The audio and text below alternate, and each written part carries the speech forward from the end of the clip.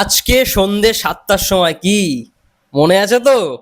বরবাদের প্রথম গান the soulful track by Pritam Hasan. নমস্কার বন্ধুরা, রূপম চলে এলাম আরো একটা নতুন ভিডিও নিয়ে। বন্ধুরা দেখতেই পাচ্ছ, টিমের পক্ষ থেকে, বরবাদ টিমের পক্ষ থেকে কিন্তু কনস্ট্যান্ট একটা করে আপডেট আমরা পাচ্ছি।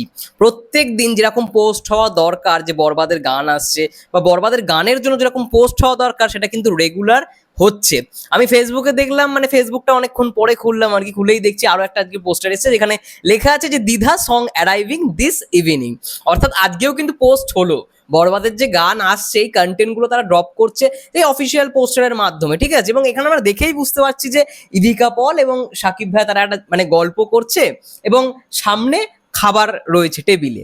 তো গানটার মধ্যে এমন অনেক ঝলকই আমরা দেখতে পারবো, মানে এরকম আগেও আমরা অনেক গান দেখেছি, গানের ভিজুয়ালে দেখেছি, ভিডিওতে দেখেছি যে খেতে খেতে গল্প করা থেকে শুরু করে মানে প্রেমের যে মুহূর্তগুলো কি করে তৈরি হয় প্রেমিক প্রেমিকার মধ্যে, তো সেটা কোথাও গিয়ে গানের মূল আকর্ষণীয় দিক হয়ে থাকে। তো এই গানটার মধ্যে মানে মূল আকর্ষণটা কিরকম থাকে বা কি এক্সট্রা বা কি ইউনিক জিনিস দেখানো হয় সেটাই দেখার বিষয়। সাকিব ভাইয়াকে তো অসাধারণ লাগছে, টিজারটা আমরা দেখেই বুঝতে পেরেছি। এবং অনেকেই দেখছি মানে গানের অডিওটা শুনে বলে দিচ্ছে যে গানটা একটা মাত্র মানে বাদ্যযন্ত্র দিয়ে মানে বাজানো হয়েছে, একটা কিবোর্ড দিয়ে বাজানো হয়েছে। যাই হোক, পুরো গানটা আসুক, তারপরে জাজমেন্ট করো, ঠিক আছে? এখন মানে শুধুমাত্র অডিও শুনেই বলে দেওয়াটা কি ঠিক?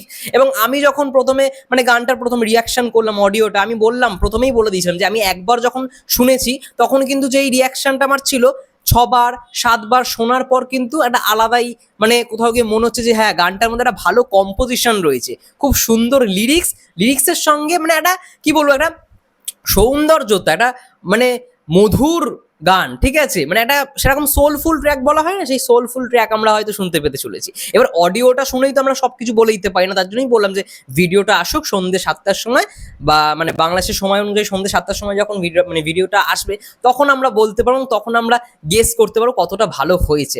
এবং যেটুখানি গানটা শুনলাম, মানে ৩ মিনিটের কাছাকাছি গানটা করা হয়েছে, ভালো। প্রীতম হাসান দেখো কয়েকদিন আগেই সে লাগে উড়া উধুরার মতো একটা গান দিল, আইটেম ডান্স নাম্বার দিল, এবং তারপরে দ্বিধার মতো একটা রোম্যান্টিক ট্র্যাক দিয়েছে, দুটো কিন্তু পুরোপুরি আলাদা কম্পোজিশন। তো এটা অবশ্যই মানে খুব ভালো জিনিস, ঠিক আছে? এটা মানে অনেকে হয় না যে এই গানটা করতে করতেই তাকে এই গানটাতেই পছন্দ করে দর্শক, কিন্তু এই গানটা যদি তোমরা ভালো রকম ভাবে মিনিমাম ৫ থেকে ৬ বার শোনো, তাহলে বুঝতে পারো গানটার কম্পোজিশন একেবারেই আলাদা। যাই হোক, গানটা পুরোপুরি আসুক, বিকেলবেলায় আসবে মানে সন্ধ্যেবেলা যখন আসবে, দিস ইভিনিং এ যখন আসবে, তখন আমরা ভালো রকম ভাবে রিয়াকশন করব।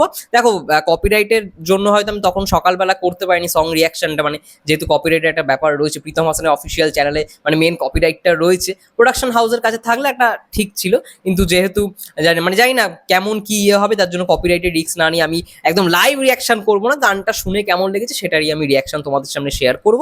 এবং দেখা যাক না মানে দ্বিধা গানটা কেমন হয়। আমি তো আশাবাদী গানটা নিয়ে, বরবাদের প্রথম গান, দেখা যাক কি হয়। তোমাদের কি মন্তব্য গানটাকে নিয়ে অবশ্যই কমেন্ট করে জানাও, এবং যে পোস্টারগুলো ড্রপ করা হচ্ছে অ্যাজ আ কন্টেন্ট তোমাদের কেমন লাগছে অবশ্যই সেটাও জানিও। ততক্ষণের জন্য সবাই ভালো থেকো, সুস্থ থেকো, টেক কেয়ার।